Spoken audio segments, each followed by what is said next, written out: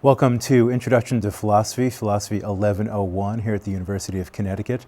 I'm very glad to have you with us this semester, and we'll be doing something different this semester. You are involved in the different thing that we're doing already because much of our work for the course will involve having videos that incorporate the contents of lectures that I would normally give in a regular lecture hall, in a regular classroom, but I'm asking you to watch these lectures online on your laptop or tablet or whatever works best for you so that you'll be able to come to class with some background already with you and ready to discuss these issues, the issues that we'll be discussing this semester in class so that we can all get more out of our work together this semester. So by way of that project, I'll be talking today about the nature of argumentation and how to assess arguments. This is our first major unit for this Introduction to Philosophy class.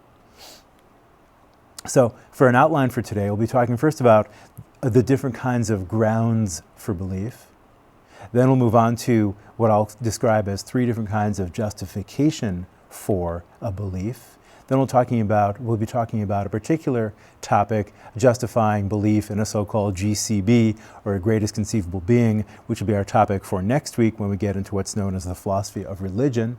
Then we'll move into, after having talked about those types of case for just a moment, we'll dig more deeply into the nature of an argument, what an argument is, how to take it apart and analyze it, and then we'll talk about how to assess arguments on two different dimensions, one known as soundness, the other one known as validity.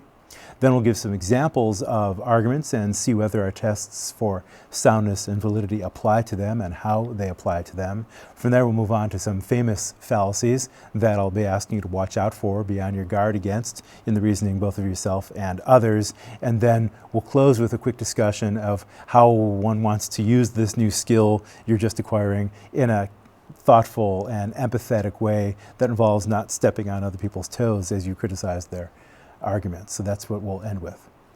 So, by way of our first topic, I want to talk about different kinds of ground for belief. We're often asked questions of the form, why do you think that? Often when somebody says, here's my view about right and wrong, about the existence of God, about what the government ought to do, somebody else will ask, why do you think that? What's your basis? Or sometimes when I'm thinking about my own position, I'll ask myself, why I think the thing that I do. Where does my belief come from? Or sometimes a parent who's having a conversation with a child will be forced, sometimes too often, to answer questions of the form, why is that true, or why should I think that? We're often called upon to give what are called grounds for one or other of our beliefs. But the idea of a ground for a belief is actually ambiguous. And it could either refer to what I'm going to call a causal or historical ground, or it could refer to what I'm going to call a ground that justifies the belief in some way. And my main point that I want you to focus on right now is that a causal or historical so-called ground for a belief, if we cite that, if we invoke that, only gives the listener an answer to the question, where does that belief come from? Where did that belief originate?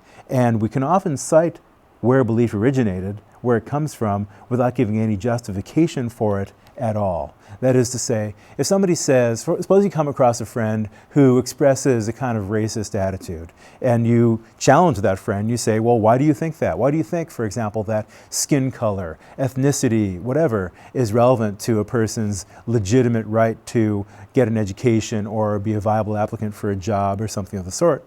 They might say, well, I was brought up to think that way. Now, that's a very common answer to a question of the form, why do you think that? But if you consider it carefully, it seems to me you'll probably see that that answer that refers to how you were brought up does not itself provide any justification for the belief as such.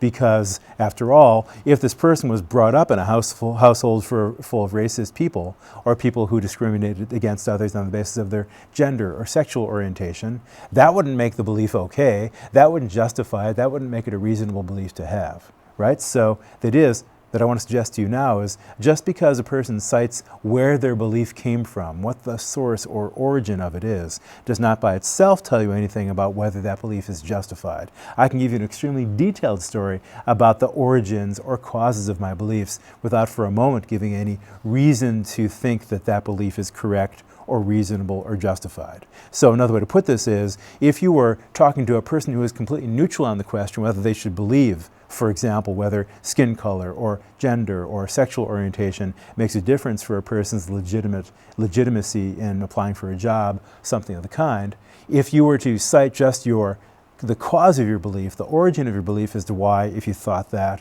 why those differences do make a difference for their rights, that would probably not persuade that neutral person. That neutral person probably would just say, well, I now understand how you came to have the belief that you do, but that doesn't seem to show in any way that the belief is reasonable or justified. It just tells me that you inherited it from other people who themselves might be biased in one way or another.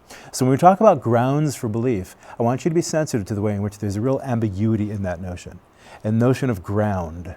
The notion of ground is ambiguous between a basis that just is causal or historical on the one hand, and something that is more persuasive, more reasonable, more powerful, namely a justification. So when we have a justification for a belief, we can then provide something that might persuade or convince somebody who's neutral on the question. We might be able to provide a justification that might win somebody over to our side once they see the reason for the belief in question. Okay? So once we're focusing on the distinction between grounds for a belief that are just causal or historical and grounds for a belief that give some kind of justification, we might then ask, well, what would a justification be like, a legitimate justification and not just a causal or historical basis? Notice also that if you ask somebody for the ground for a belief and they give you not so much a cause or historical basis, but something more like, well, believing this makes me feel better.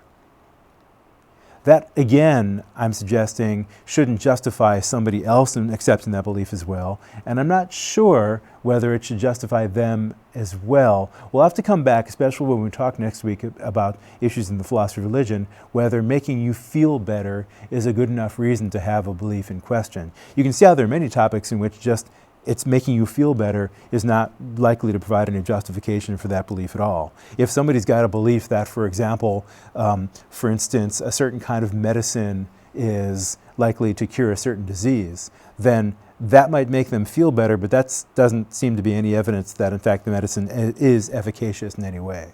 So there might be other special cases in which being made to feel better by a belief is some kind of justification for it, but we'll have to be careful about precisely what sort of justification that is. Okay, so it's important to distinguish, first of all, between grounds for a belief that justify and grounds for a belief that don't, and next we'll move on to the question, well, if we're looking for justifications, not just causes, what would those justifications look like?